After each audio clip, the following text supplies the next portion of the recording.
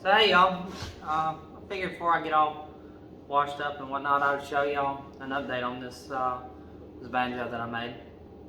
Um, I can't remember if I had covered it before or not, but uh, I had already made some adjustments to it because when I originally made this, the head tension on it was fine when I first made it, but I made it in the winter time, so last winter, and especially as it started getting warmer and more humid, then the uh, the head started sagging enough that the bridge that I had bought for it no longer really put enough pressure on the head, and the strings were really loose.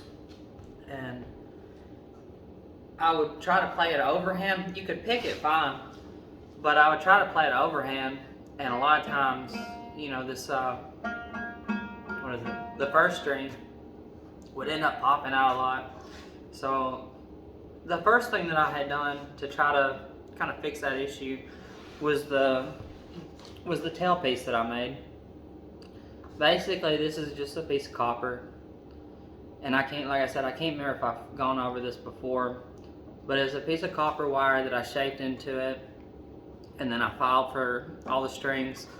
And originally, how this is bent, this was originally a flat piece, and it actually sat about right here on it, and that also it gave it such an angle that it didn't have very good tension on it at all.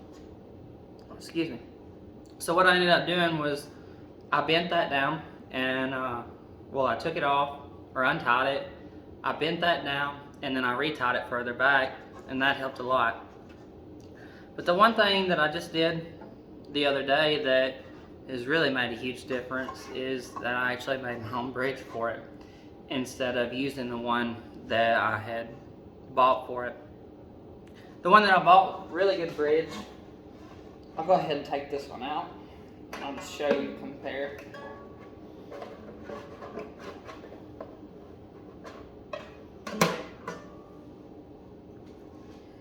So the bridge that I had bought for it was this bridge right here. Let's see. It's from Joel Hooks, I believe. It's the Gibbs bridge. And the only thing that I did, I had to, because I have the Aquila Nile gut strings. I believe that's what they are. They have that thicker nylon bass string. So I did have to kind of work with the bass string a little bit. Because I remember I put labellas on it before, and the wound bass string I didn't have any kind of issues with.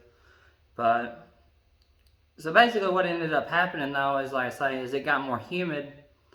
The action was just way too low on this, on the actual head.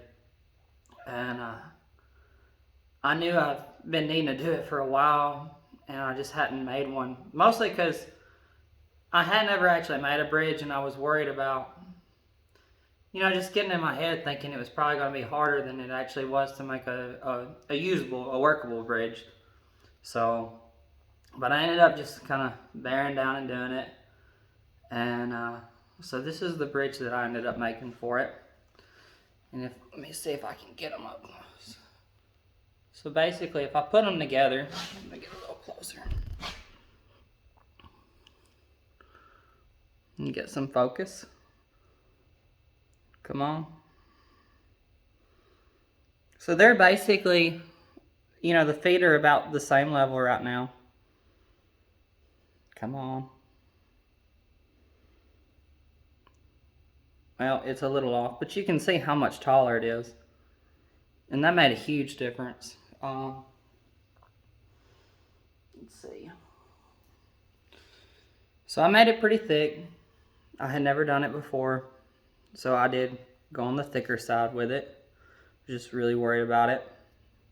I just made this out of a piece of firewood, so it's oak.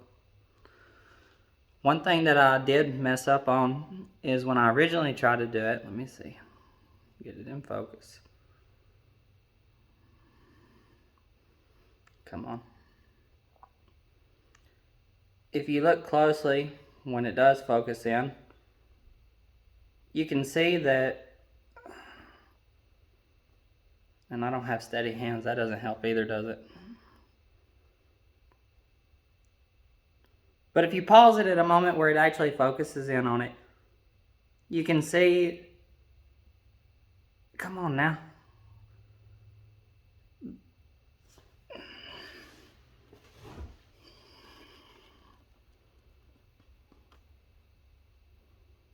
Okay, there you go.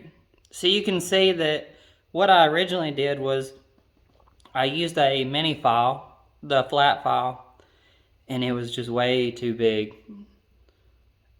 So when I first put it on, I had a lot of string buzz, except for on the bass string. That was the only one that it worked out well. But if you look, you can see where I ended up taking a, I didn't have anything, oh, I didn't have anything thinner to actually, you know, to work that out, any kind of file or anything.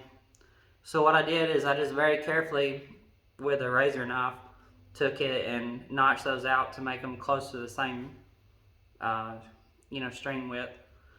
And I just tried really carefully not to make it into a V, because I had done that. I tried to modify a bridge. I think it was like a steel string bridge, and I tried to make it wider for the nylons, and I made them a V shape, and because of that, they had really bad buzz on them. So that's definitely something that I had learned not to do this time, except for the fact that I still filed those notches out way too big. So it was a fun learning process. It was actually a lot easier than I thought it was going to be. I don't know. I think I, you know, probably spent maybe 30 minutes on it.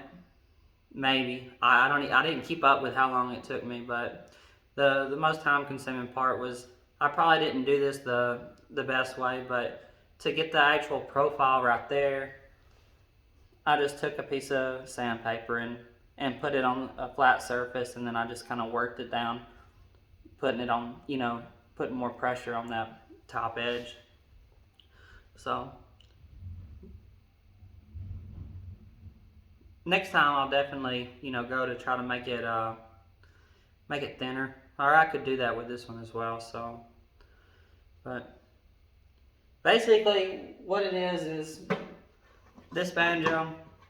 There's a lot of great resources on building your own banjo, and I had seen some of them.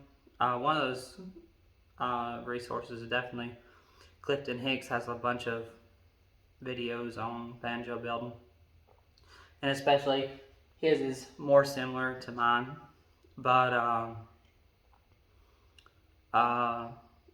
as far as, you know, just a skin head, a fretless neck, but I didn't use that stuff a whole lot when I actually made mine. I just kind of went with it, and, you know, figured I'd kind of learn things as I go. I'm bad about just, when I want to do a project, I just kind of charge into it and then just wing it and figure stuff out as I go. It's not always the best way, but I just figured I would throw this video out just to, you know, show anybody that, you know, I'm sure this is kind of common, probably common knowledge to a lot of y'all, but if there's somebody that's wanting to build a banjo and doesn't know as much about it, definitely bridge height is very important, especially on that skin head. The other thing, let me pop this back in real fast.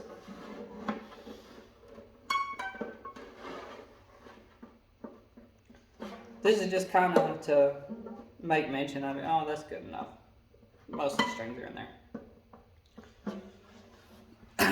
I don't know if it's because of the angle that I set this neck in or not. This is one solid piece. I think I probably tried to set it at an angle, but I literally just, I took this minute bucket and I tried to eyeball it and cut it out. Like, I literally think I set this neck flat and then tried to put the bucket in a way that I thought it was going to give it some angle. But I don't know if it, I guess it probably does have some angle to it. But if it's either that or the fact that it may be a little warped because this isn't a plane surface. It could possibly be a little warped up here on this end. Uh, my action right here is, up to like the 5th fret, 5th position marker is pretty, let me see. It's still pretty low. So it works out great. And then of course you can see how much higher it gets right here towards the bridge. I mean, so all in all, still it makes it a lot easier to play. So I just wanted to share that update with y'all, and thank y'all for checking it out.